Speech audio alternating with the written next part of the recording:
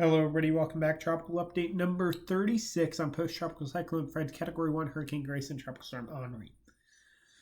Grace is currently located south of the western tip of Cuba, making its way towards the Yucatan, where it will make landfall tomorrow. It'll then be making landfall on the east coast of mainland Mexico before potentially regenerating over the eastern Pacific. Henri is making its way near hurricane strength, and it'll reach that strength probably tomorrow or the next day. We'll continue to monitor that as potential impacts to the United States East Coast, New England, now in the cone, and probably will be affected. That is going to be a big headline heading into the weekend and early next week.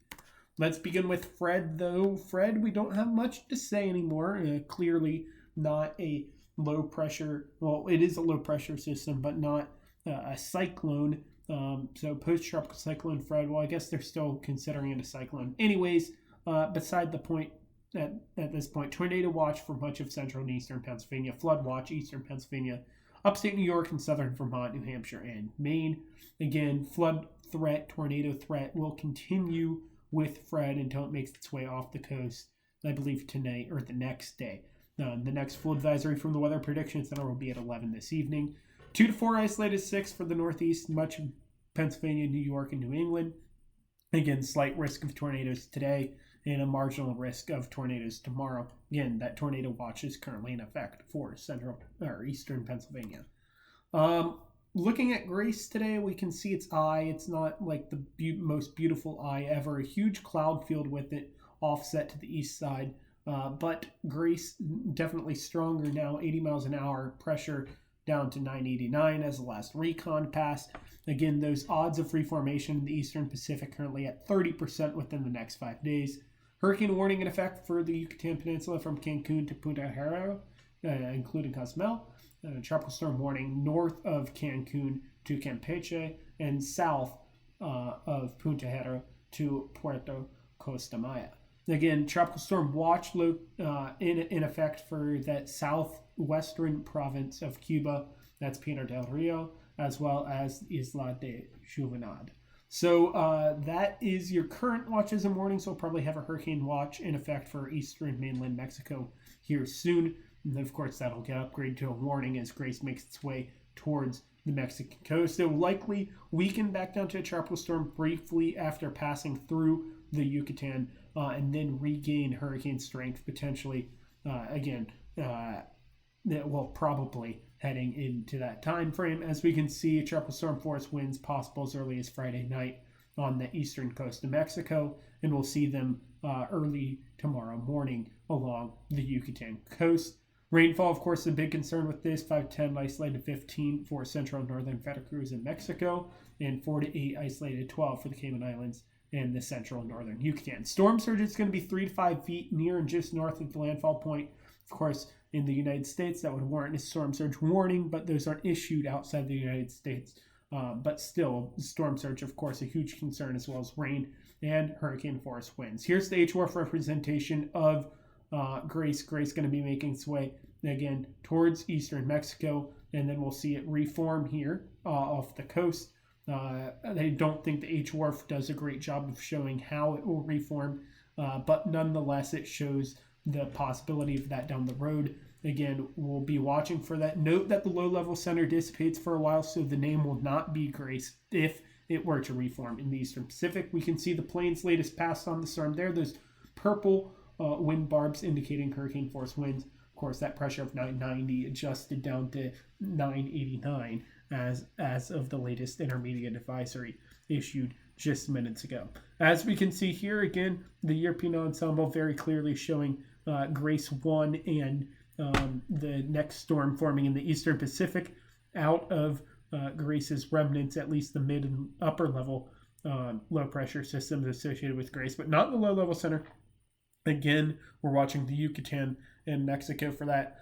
We could potentially see a Cat 2 out of this storm, but most likely we're going to remain at Cat 1 strength, back down to tropical storm strength, and then back up to Cat 1 strength before making landfall again. Let's move on to Henri, and Henri is being Henri in the fact that it's looking actually pretty decent. It's clearly pretty sheared, as it has been for most of its life. Winds up to 70 miles an hour now, and it will be making its way up to the north here soon. And when it makes that turn north is going to depend a lot.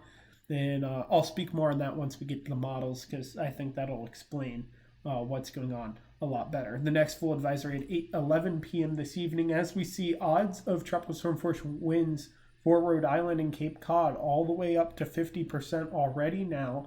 And then we could see winds along the New England coast as early as Sunday morning. So again, that's probably where we're going to have to look. I don't think North Carolina, Virginia, those areas will really have much of an impact from Henri, aside from increased surf levels. But no big wind or rain impacts, I don't think, with Henri for those areas. But certainly for the Northeast, definitely an increasing and growing concern, as we see here on the H-Wharf model. Henri, slowly gaining strength and then making that turn north, getting strong. The H-Wharf making the storm very strong and then weakening very quickly as it moves into New England. So let's take us through this one more time. As it gets strength right here, that's when this storm is making major hurricane status over the Gulf Stream. And so water's very warm. Then it makes that turn and slows down as it makes its way into Long Island, at least on this model, and the rest of New England. And so that is going to be a big concern. But it weakens because it's off of the Gulf Stream. Nonetheless, the wind field on decaying storms like this increases significantly.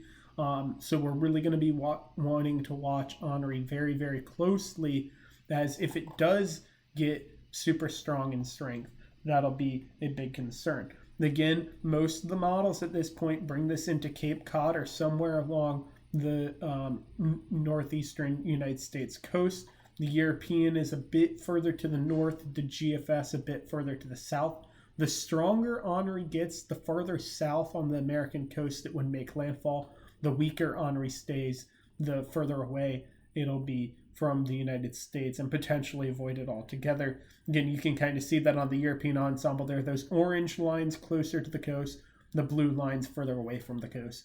Intensity really up for grabs here right now. Only Cat 1 according to the Hurricane Center, but Cat 2, Cat 3 certainly not out of the question.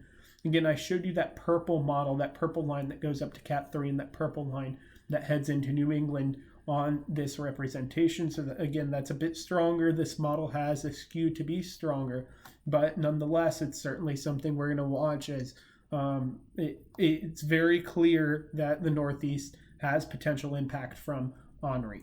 Again, our overview for the Atlantic, we can see Fred's remnants moving out of the Northeast. We can see Henri making its way into the Northeast. We can see Grace moving over the Yucatan and into Mexico, and a potential tropical wave on the horizon, but nothing too strong of a signal as of now. We'll have another update out tomorrow, midday or evening, that'll continue daily, of course, as needed, as Grace makes threats to Cuba closing out this week, and of course Henri making its threats to the United States Northeast heading into the weekend and next week. So we're going to want to watch both of these storms for big impacts to land areas over the next few days very closely. That's for now. Chris Hickson for the Catholic Media.